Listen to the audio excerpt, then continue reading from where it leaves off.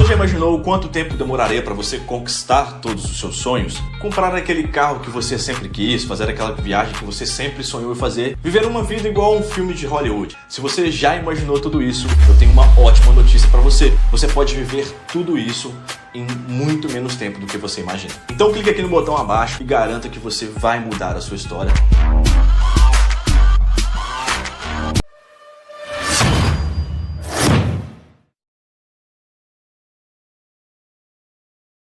Você já ouviu uma frase assim, ó: os ricos estão ficando cada vez mais ricos e os pobres estão ficando cada vez mais pobres. Já ouviu essa frase? Será que ela é verdadeira? A gente vai descobrir se é ou não durante a palestra. Você já ouviu também frases do tipo que consumista mesmo é o homem ou a mulher? O que você já ouviu? Você já ouviu que é mulher? Será que é mulher? A gente vai descobrir hoje. Quem dirige melhor, homem ou mulher? O que você já ouviu? A propósito, você não pode me acusar de machismo porque eu não dei resposta nenhuma. Eu só fiz perguntas, não foi? Essas perguntas serão respondidas hoje. Eu só posso começar dizendo para você o seguinte: o seu cérebro acredita na história que você conta para ele. E acredita tanto que Deus já te alertou sobre isso. Provérbios 23, 7. Porque como imaginou na sua alma, na sua mente, nos seus pensamentos, é isso que ele está querendo dizer. Assim é. Se você disse que você dirige mal, você dirige mal. Se você diz que você não é capaz de passar naquele concurso, de alcançar aquele resultado naquela prova, não é capaz de casar, não é capaz de permanecer casado, você tem razão. Se você diz que você é capaz, você também tem razão. Aí aparece um sujeito na história mundial chamado Henry Ford. Já ouviram falar de Henry Ford? E ele diz: se você diz que pode ou diz que não pode, você sempre terá razão. Assim como você pensa na sua alma, assim você é. O seu cérebro acredita nas histórias que você conta para ele. O que a gente aprendeu? A gente aprendeu que mulher dirige melhor ou pior que homem. Não é a verdade. O que a gente aprendeu? A gente aprendeu que quem dirige melhor é quem? O homem. É verdade? Mas a gente aprendeu que é o homem, ambiente machista. Sim ou não? Agora, será que realmente é? Por que o homem dirige tão bem, como dizem por aí, e o seguro dele é mais caro do que o seguro da mulher? Há quem diga que é porque a mulher dirige tão devagar que quando bate não amassa. É brincadeira. Não é verdade que eu vou ler, é uma brincadeira. Você sabia que mulher dirige bem melhor que homem a ponto de os acidentes com mulher serem menores? Você sabia disso? A ponto da seguradora fazer um cálculo estatístico e cobrar um seguro mais em conta de quem? Da mulher. Só que aí entra a psicologia social. E a psicologia social, nesse momento aqui que eu vou explicar, tem por objetivo descobrir um comportamento. Ela não explica, ela só descobre. E aí fizeram um estudo em lugares como o Brasil, porque tem países que são diferentes, o estímulo é diferente. Mas o Brasil é um país machista. Está melhorando, e vai melhorar, e precisa melhorar, mas ainda tem alguns momentos, alguns pontos machistas. E aí essa mulher pesquisada no Brasil, descobriram que essa mulher, grande parte delas, tem dificuldade em estacionar o carro. Aí vem a neurociência, para tentar explicar o que tem no cérebro da mulher que faz ela ter dificuldade em estacionar. Não todas, mas em alguns momentos. Por quê? A psicologia social descobriu que algumas mulheres têm dificuldade em estacionar. A neurociência foi estudar o cérebro da mulher para justificar por que ela tem. Que justificativa que eles encontraram? Nenhuma. Não tem nada no cérebro da mulher que diz que ela tem que ter dificuldade em estacionar. Mas com quem que essa mulher aprendeu a dirigir? Talvez com o pai. Pode ser? Vamos supor que essa mulher aprendeu a dirigir com o pai. Quem aqui aprendeu a dirigir carro com o pai? Levanta a mão. Seu pai está te ensinando a dirigir. Você erra a marcha. O que ele fala? Tudo bem, filha, não tem problema. Carro é para usar mesmo. Não é assim, não? Aí você vai engatar a marcha, engata errado, faz aquele barulho, todo assim, papai vai quebrar. Fica tranquila, você está aqui para aprender. É assim? Não, ela cresce em um ambiente machista, ouvindo uma história de que ela dirige pior do que o homem. Ela não nasceu para dirigir pior que o homem, mas o cérebro acredita na história que você conta. E acredita ainda mais se essa história for contada por pessoas íntimas. Porque intimidade é a chave que você dá para as pessoas acessarem as suas emoções, mais precisamente a sua programação mental. A gente diz também que mulher fala demais, já ouviu isso? Sim ou não? Você sabe quem fala demais? Não é mulher nem homem, é uma pessoa que tem um perfil que a gente chama dentro da área comportamental de perfil influente. Lá em casa o influente sou eu. Quem fala demais sou eu. Quantas vezes eu cheguei em casa tarde da noite, depois de fazer palestra, e doido para conversar com a minha esposa, e chego em casa, ela está dormindo, parece aquele sono profundo, eu falo, que pena, eu queria tanto conversar, mas ela já está dormindo. Aí eu vou tomar banho, e quando eu abro a porta do banheiro, está aquela fumaça, ela acabou de tomar banho, gente. Ela está dormindo para não falar comigo. Porque ela sabe que se eu chegar em casa, ela estiver acordada, eu não paro de falar. A frase que me explica, que explica o que eu sou é, se eu não falar, eu morro. E quem é que diz que a mulher que fala não é mulher, não é homem, é uma pessoa qualquer que tem um perfil influente? Tá tudo bem até aqui, gente? Quem é que diz que mulher é consumista? Porque eu ouvi na minha infância que mulher é consumista. Vocês ouviram também isso? Que mulher que gasta mesmo, não é? Que a doida é a mulher. Não, gente, é porque no mundo machista a gente vê uma mulher descontrolada financeiramente e diz, olha lá como são as mulheres, a gente generaliza. Você, mulher, é machista quando você está em uma pista qualquer, dirigindo seu carro, e um carro bem devagar na sua frente, quando você passa, você fala, mas só podia ser. Você já falou, já? Já falou, desgraça, já falou? Machista. Seu cérebro acredita na história que você conta. Mulher fala demais? Não. Tem mulher que fala de menos, tem homem que fala de menos, tem homem que fala demais, tem mulher que fala demais. Isso não tem nada a ver com gênero, tem a ver com comportamento. Mulher é consumista? Não.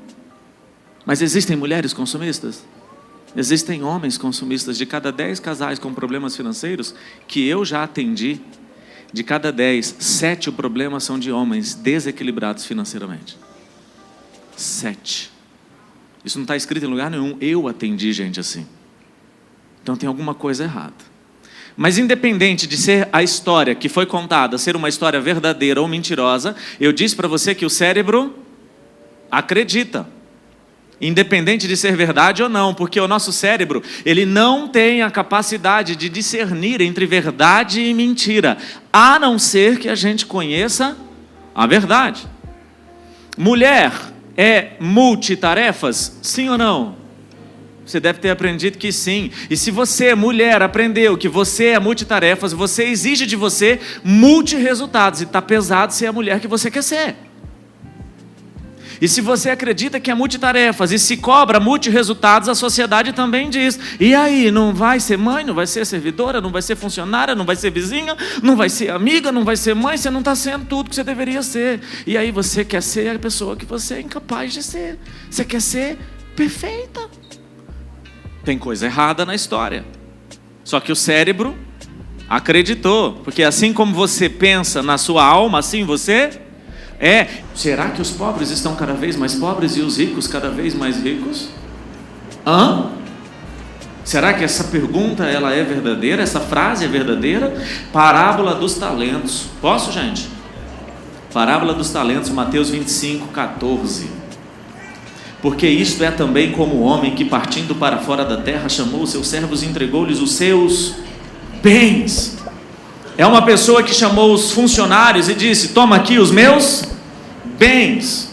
Como é que ele distribuiu?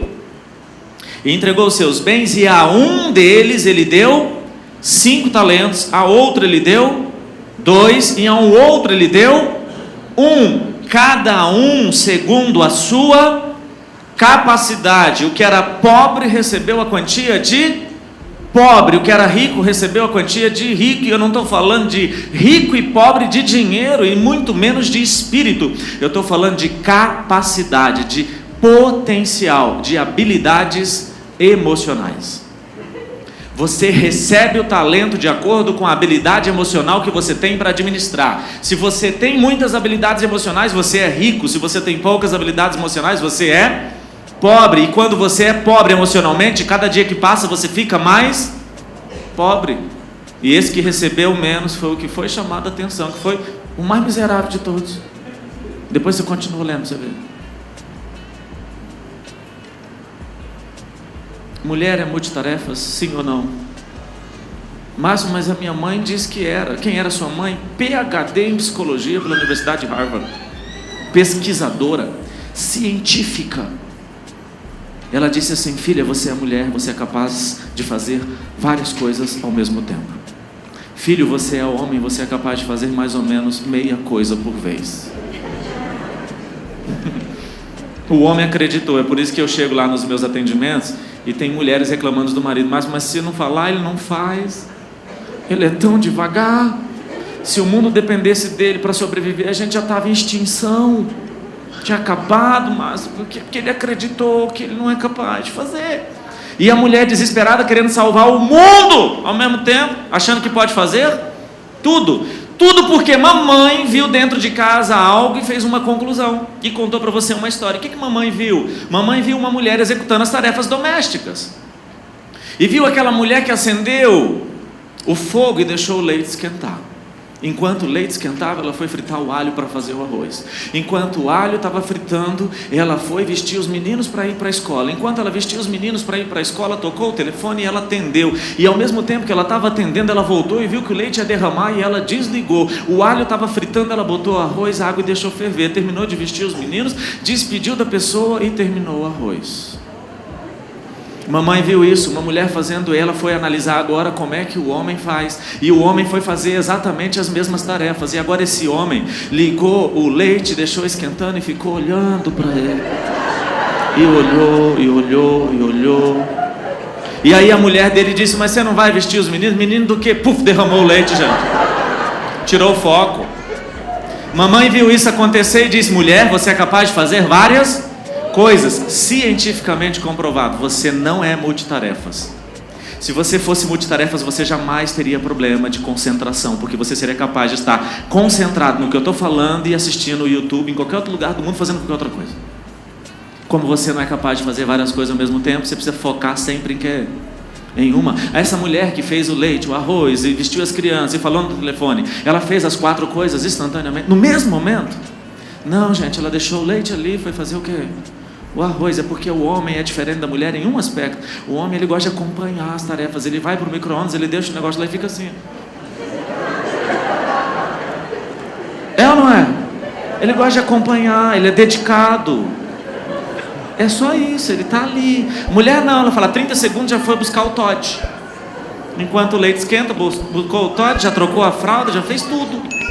Mas não é multitarefas. Aí contaram uma mentira, seu cérebro acreditou. Você exige de você um resultado que você não pode dar. E quando você acredita que poderia dar um resultado maior, a sua expectativa sobre o resultado aumenta. E quanto maior a expectativa for pelo resultado, maior será a sua frustração se o resultado não for o que você espera. Quem sofre mais em relacionamento amoroso? O homem ou a mulher? O que você já viu e ouviu?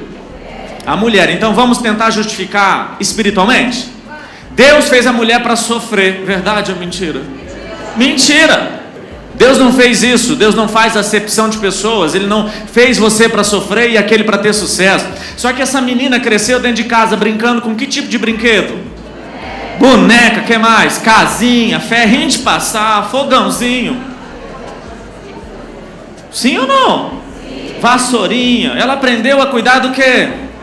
Da casa. De tanto ser estimulada com a casa, um dia ela quis participar da decoração da casa. E se você deixar uma menina de 6 anos decorar a casa, vai ter 300 mil cores. Se eu deixar a minha filha escolher a roupa dela, ela vai com glitter, glitter, glitter, glitter, glitter, glitter, bolsa de glitter, ainda vira: papai, glitter nunca é demais. Aí ela pediu para decorar a casa porque ela cresceu brincando em decoração de casa, em cuidar de casa, sim ou não? Aí um dia ela fala: mamãe, por que a gente não compra esse tapete? Por que a gente não compra essa cortina? A mãe um dia cansa, porque filho cansa, gente. Cansa. Quem diz que não é porque não tem. Se tivesse, falava assim: cansa, sim. Filho cansa, a gente ama, mas cansa. Essa menina falou: vamos decorar a casa assim. A mãe cansou e fala assim: filha, faz o seguinte, quando você casar, você faz do seu jeito. A mente dela acreditou que quando ela casar, ela vai fazer do jeito dela. E ela não fez do jeito dela. Ela está extremamente decepcionada, porque a expectativa dela com o casamento é o quê? Absurdamente grande. E ela casou e agora acha que não pode fazer do jeito dela, porque quando a gente casa, a gente não pode fazer do nosso jeito. É do jeito do acordo que a gente entrou com a outra pessoa. E no mundo machista, que não tem Deus no coração, no mundo onde a liberdade é pregada assim, que você pode fazer o que você quer, acredite, você não pode fazer o que você quer. Todas as coisas me são lícitas, mas nem tudo me convém. O menino cresceu em um ambiente machista, onde o pai não tem Deus no coração, e foi falar sobre casamento para o menino. E disse o que para ele? Filho, você está crescendo, você vai entrar na puberdade, um dia você vai casar. Papai casou, papai é feliz, porém papai casou muito jovem. O que esse pai quis dizer? Que casar jovem é bom ou ruim? É ruim. E acontece isso, gente? De cada 10 casais namorando, 7 as mulheres querem casar para fazer do jeitinho delas. 3 os homens querem casar, porque os homens hoje dificilmente querem casar. Homens que não têm Deus, que não aprenderam a história certa, porque esse menino cresceu ouvindo essa história do pai. E eu disse para você que o nosso cérebro acredita na história que a gente conta para ele. Então o que a gente vai ter que fazer hoje? Aprender a contar uma história diferente. Porque se você quer um resultado diferente, você precisa ouvir uma história diferente. Porque tudo começa com uma palavrinha chamada potencial. Está aparecendo aí na tela? Opa, vamos escrever direitinho, né? Potencial. Tudo começa com o potencial. Eu entro em ação depois de desenvolver o meu potencial. Essa ação provoca um resultado. Esse resultado provoca uma crença. E essa crença pode ser limitante ou pode ser uma crença que vai te impulsionar. Eu tenho potencial, entro em ação, o resultado é positivo, a minha crença é positiva, eu estou mais disposto ainda para entrar em ação novamente. Por isso que os ricos tendem a ficar mais ricos, e o pobre que teve um fracasso, se ele não mudar aquela história de fracasso na mente dele, ele tende a não entrar em ação novamente, porque a crença dele é limitante. Então o que a gente precisa fazer? Contar uma história diferente para o nosso cérebro, acreditando que todos nós temos potencial. Porque será que todos nós temos potencial? Sim ou não? Vamos ver na Bíblia se tem mesmo ou não? Porque Bíblia e ciência do comportamento humano aqui que eu vou falar é a mesma coisa. Moisés foi chamado por um desafio, sim ou não? Moisés estava lá no deserto e Deus chama ele para fazer o quê? Libertar o povo. Se Deus te chamou, é porque Ele sabe que você tem o quê? Potencial. Se Ele te chamou, você pode. Só que Moisés foi chamado. E o que Ele fez? Vamos abrir? A Bíblia diz, Êxodo 4, capítulo 4, a partir do versículo 10. Eu vou ler um texto um pouco grande, então eu vou ler rapidinho para a gente ter tempo. Anota para você ler depois com calma. A partir do versículo 10. Deus chama Moisés e eu começo a ler a partir da resposta dele. Só para quem não é cristão e não entende bem não leu isso aqui, ainda não viu essa história. O povo está sofrendo no Egito, Moisés está no deserto, Deus chama Moisés para resgatar o povo, para libertar o povo, e aí ele responde assim, Moisés respondeu ao Senhor, ó Senhor, eu nunca tive facilidade para falar, nem antes nem agora. Depois que começastes a falar comigo, quando começo a falar, eu sempre me atrapalho. Porém, o Senhor lhe disse: quem dá boca ao ser humano, quem faz com que ele seja surdo ou mudo, quem lhe dá a vista ou faz com que fique cego, sou eu, Deus, o Senhor. Aí Moisés De novo, não, Senhor, por favor, manda outra pessoa. O que ele está dizendo para Deus? Eu não tenho potencial, eu não sei falar, porque quando eu falo, eu embaralho tudo. Judiação, gente. Oh, meu Deus. Então, o Senhor ficou irritado. Gente, se Deus se irritou com Moisés, que ele citou na Bíblia, imagine você, que nem na Bíblia está. Moisés apareceu na Bíblia, Deus ficou irritadíssimo com ele. Eu, se fosse você, eu não provocava, não. Aqui está dizendo que Deus se irritou e fez o quê? Por acaso, Arão, o levita, não é seu irmão? Gente, Deus sabe que é irmão, não é? Não é seu irmão? Eu sei que ele tem facilidade para falar. Além disso, ele está vindo para se encontrar com você e vai ficar contente ao ver. Você falará com Arão e lhe dirá o que ele deve dizer, e eu os ajudarei a falar e direi o que vocês devem fazer. O que Deus está dizendo? Eu estou te chamando, Moisés, para fazer algo. Eu estou te chamando para o item 2, para entrar em ação. E aí a gente, quando é chamado para entrar em ação, a primeira coisa que a gente nega é o nosso quê? Potencial. Mas se Deus chamou, potencial você tem. Dá a entender que Moisés realmente não tem o quê? Potencial. Dá a entender que Deus está falando, tudo bem, eu entendo você, limitadinho, coitadinho. Então, eu falo para você, e você fala para quem? Para Arão. E Arão fala, já que você tem dificuldade para falar. Mas quais são as habilidades que Moisés deveria ter para cumprir a missão? A missão é a ação. Quais são as habilidades? A gente chama dentro da área de perfil comportamental de duas coisas: uma habilidade de influência e uma habilidade de dominância. O que é a dominância? Bater no peito e falar, Faraó, deixa o meu povo ir. Tem que ser dominante, tem que chegar e fincar a bandeira. E influência, persuasão. Eu preciso ser persuasivo para explicar para o povo e mostrar para eles que Deus realmente vai tirá-los de lá. Tem que ser persuasivo para convencer? Deus te chamou para tirar o povo do Egito porque você tem habilidades para persuadir e para provar para o rei que Deus é Deus e é poderoso. Mas você está dizendo que não tem. Então eu vou trazer alguém que faz isso no seu lugar. O que aconteceu, gente? Primeiro momento, Êxodo 4. Deus pede para Moisés falar com quem? Com o povo. O primeiro passo é falar com o povo. Porque se eu quero tirar o povo do Egito, eu tenho que fazer o povo acreditar que nós vamos sair do Egito. Porque se eles não acreditam, eu vou sozinho.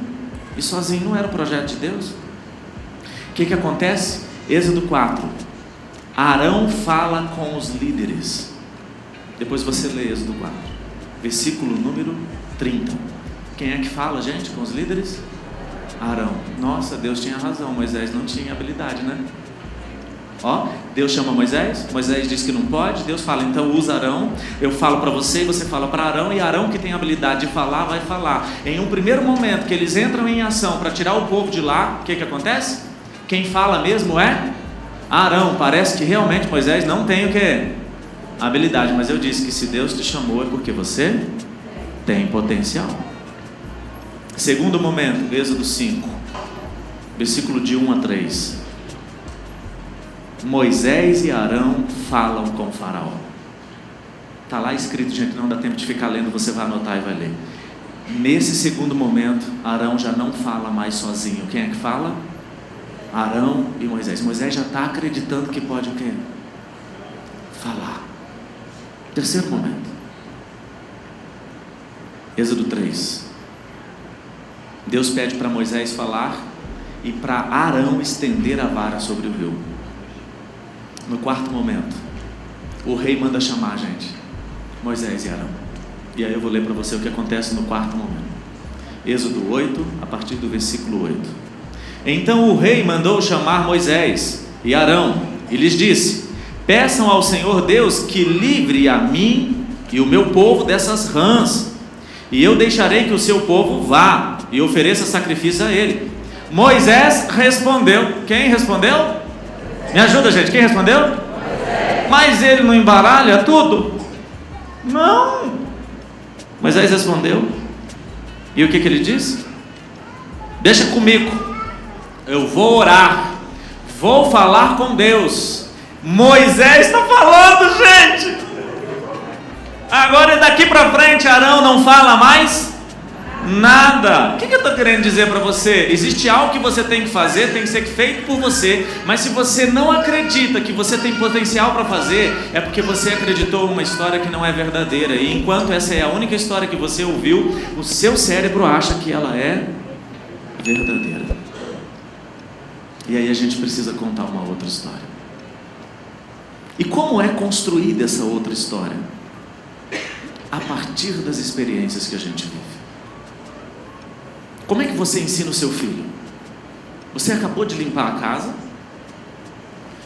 o piso está sujo, e o seu filho entra dentro de casa pisando e marcando.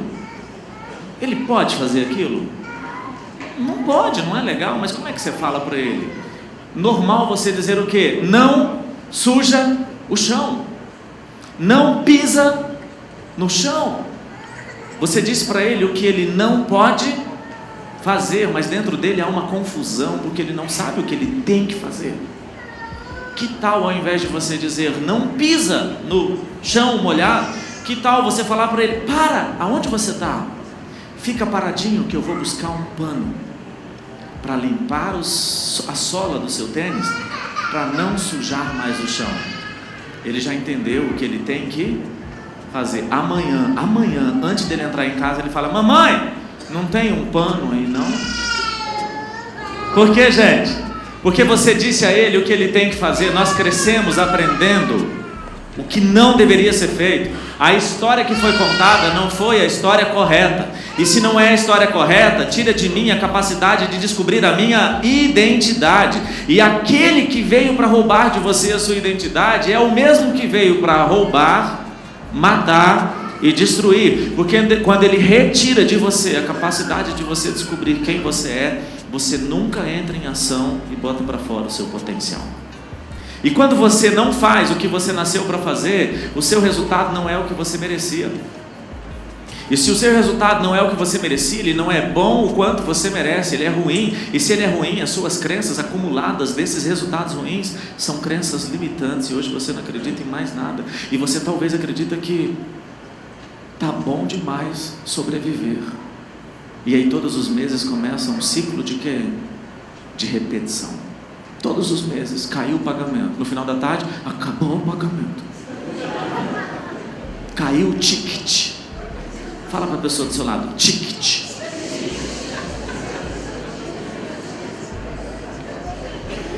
Tudo porque a história que foi contada não é uma história de sucesso, não é uma história de vitória, é uma história que tirou de você a capacidade de você descobrir quem você é. Agora vem a parte interessante. Todas as vezes que você está diante de um desafio, o seu cérebro vai ao passado buscar histórias semelhantes para te dar legitimidade ou tirar de você a legitimidade. Moisés estava entrando em ação ou estava fugindo do Egito? Moisés estava fugindo. Quando Moisés estava lá, que Deus falou com ele, ele estava escondido, ele fugiu. Quem tem um plano de fuga não é legítimo emocionalmente para vencer o desafio. Você não pode entrar em ação para fugir de onde você está, até que você tenha uma vitória onde você está. Por que um avião, antes de ser pousado de forma emergencial na vida real, o piloto tem que fazer isso em um simulador? Por quê? Muitos dirão: experiência, Márcio. E eu vou te afirmar: história de vitória. Um avião da Air France saiu do aeroporto de Galeão, no Rio de Janeiro, e foi para o Charles de Gaulle, em Paris. No meio do Oceano Atlântico, ele caiu. Todas as pessoas morreram. Lembra dessa história? 3 pilotos dentro do avião. É um A330, 3 pilotos. E quando o avião já está em voo de cruzeiro, o piloto mais antigo, com mais experiência, tem direito de dormir primeiro. Você sabia disso? E ele vai para um lugarzinho lá atrás no avião chamado sarcófago. Sarcófago dentro de um avião é um lugarzinho onde a tripulação dorme, apertadinho. Por isso que eles chamam de sarcófago. É uma beliche onde tem que entrar de lado, porque não dá para ficar nem sentado. Só para esticar e dormir. E o piloto mais experiente estava dormindo. Quem estava no comando? Os outros 2 pilotos. E tudo isso é legal, não tem nada de ilegal nisso. De repente, um equipamento do avião congela. E no manual dizia que esse equipamento estava congelando. Era normal ele congelar. E em caso de congelamento, era só permanecer no piloto automático. Simples. E lá dizia no manual que 5 minutos depois ele iria descongelar e todas as informações de velocidade, altitude seriam retomadas. O equipamento congelou, o piloto mais experiente estava dormindo, os 2 pilotos que não tinham tantas histórias de vitória no passado, não se sentiram capazes de resolver o problema, desligaram o piloto automático, tentaram manusear o avião à noite no escuro, sem ter visual, sem ter equipamento, e o avião começou a subir e descer, o piloto está lá atrás dormindo, sente o avião subindo e descendo, ele atravessa a aeronave inteirinha, chega lá na frente, abre a porta do cockpit dos pilotos e aparece uma frase na gravação. Ele diz assim: não é isso, é só fazer. E ele ia dizer o que era para fazer, mas não deu tempo, o avião caiu na água. Ele demorou 20 segundos depois que a porta abriu para descobrir qual era o problema. Os 2 outros pilotos já estavam há mais de 2 minutos e não sabiam qual era o problema. Por que ele viu o problema tão rápido? Porque diante de um desafio, o cérebro vai ao passado e diz assim: já passamos por isso, fica tranquilo, está tudo certo, segue o plano. Mas quando você está diante de um desafio, o seu cérebro foi lá no passado e não viu uma vitória em você, ele diz assim: não está certo, não vai dar certo, a gente não vai conseguir, você não consegue fazer o óbvio. Significa que eu não tenho vitória se eu não entrar em ação, e muito menos tenho vitória se eu não aprendi a celebrar as vitórias que tive. Porque uma vitória, ela só é reconhecida pelo cérebro se ela for celebrada. Porque se eu tive uma vitória, mas eu não celebrei, o cérebro não armazenou como vitória. É a minha cliente que fala: mas como é que eu celebro as pequenas vitórias? Eu falei: depende do quanto que você tem de dinheiro. Sabe o que ela decidiu fazer? Celebrar a vitória pegando o avião da família e embarcando para Paris, jantar com o marido e voltar com a roupa do corpo, e se precisar compra lá. Sentiu uma inveja assim, não? Ô Márcio, mas eu não tenho avião, como é que eu celebro? Então, se você não tem dinheiro e não tem avião, celebra fazendo um miojo gourmet. Se riu é porque se identificou. O que é o miojo gourmet? Cozinha o miojo, terminou de fazer, bota um orégano, fios de azeite desenhados no prato, joga 2 azeitonas assim. Você vai celebrar com os recursos que você tem, porque lá na frente você vai ter outro desafio. E quando você estiver diante de um desafio no futuro, seu cérebro vai no passado e vai falar o quê? Fica tranquilo, está tudo certo, a gente já venceu, vamos vencer de novo. Mas se o meu cérebro não tem histórias de vitória, a cada dia que passa, mais pobre emocionalmente eu fico. E se o meu cérebro tem histórias de vitória, todo desafio eu venço, e cada dia que passa, mais rico emocionalmente eu fico. E os talentos que você recebe são proporcionais à capacidade emocional que você tem. Se você ainda não recebe o que você merece, se a sua recompensa ainda não é do tamanho que você gostaria, o problema não é daquele que prometeu a recompensa, o problema é seu que ainda não desenvolveu suas habilidades emocionais. É aquela pessoa que joga na loteria, e antes de jogar na loteria não tem dinheiro, ele é pobre. Aí ele ganha milhões e ele fica rico. Meses, anos depois, ele perde tudo e fica... Não, nunca tem como ficar do mesmo jeito, vamos lá. Ele era pobre, ganhou dinheiro, ficou rico, perdeu tudo, ficou miserável, porque ele ganhou o dinheiro do rico, mas ele não tem a habilidade emocional do rico para administrar o dinheiro que ganhou. Ele quis ganhar dinheiro queimando etapa. Que etapa? A número 2, entrar em ação, porque jogar na loteria não é ação, gente, é sorte. E se você for contar com a sorte, a gente vai orar com você hoje. Jesus, leva essa pessoa, preserva ela. Meu filho falou: papai, por que a gente não joga na loteria? Porque se a gente jogar, papai, está acumulado, a gente divide por 4. Ele já quer a parte dele. Eu falei, Davi, papai não joga na loteria, porque o papai não entra em nenhum projeto onde, para ele ganhar, as pessoas precisam perder. Aquele que não tem nada, jogou na loteria e ele não ganhou, ele perdeu tudo. Você não precisa entrar em nada que alguém tem que perder para você ganhar. É a minha cliente que agora quer arrumar um emprego. E ela quer arrumar um emprego, mas não consegue. Ela me mostra o currículo e diz, Márcio, olha o meu currículo. Eu falei, esse currículo é sensacional. O que está acontecendo? Ela diz, eu entrego o currículo, todo mundo me chama para entrevista, mas quando eu chego na entrevista, ninguém gosta de mim. Eu falei, me conta um pouquinho sobre as suas histórias de vitória lá do passado, mais precisamente do seu emprego anterior. O que aconteceu? Ela falou assim, eu estava lá, já tinha muito tempo, não estava gostando daquele lugar, e aí meu chefe não queria me demitir, mas eu não podia perder os benefícios. Ela forçou a demissão, e para forçar a demissão, eu me transformo na minha melhor versão ou na minha pior versão? Na minha pior versão. Ela foi para a fase seguinte com uma vitória ou uma derrota? Derrota, diante de um desafio, uma entrevista de emprego, o cérebro dela vai ao passado buscar em histórias semelhantes vitórias. Ela encontrou vitória? Não, encontrou derrota. Ela se comunicou na hora da entrevista como uma pessoa derrotada. Essa comunicação a gente chama de comunicação quântica. 80% da nossa comunicação ela é não verbal. Se lá no seu passado tem um fracasso, você está se comunicando como um fracassado. E o seu currículo não mostra quem você é, mas mostra os resultados que você teve. Mas na hora da entrevista parece que não conecta. Eu disse, você precisa resolver o seu passado. Você precisa resolver esse passado para contar para o seu cérebro uma história diferente daquela que o seu cérebro carrega, da sua pior versão. Porque você só pode sair do emprego que você está sendo a sua melhor versão nele, com os recursos que você tem. E isso não é para o bem do seu chefe, do seu patrão, é para o seu bem. Você só pode sair da casa dos seus pais o dia que você for um filho que venceu lá, com os recursos que você tem. Porque a maioria não quer sair sendo a sua melhor versão, quer sair com um plano de fuga, assim como Moisés estava fugindo. E quando você foge, você perde a sua capacidade de encontrar a sua identidade, descobrir quem você é. E você pode muito mais do que você faz hoje. Pode. Eu não preciso te conhecer para afirmar isso. Para terminar, vou contar uma história de uma cliente.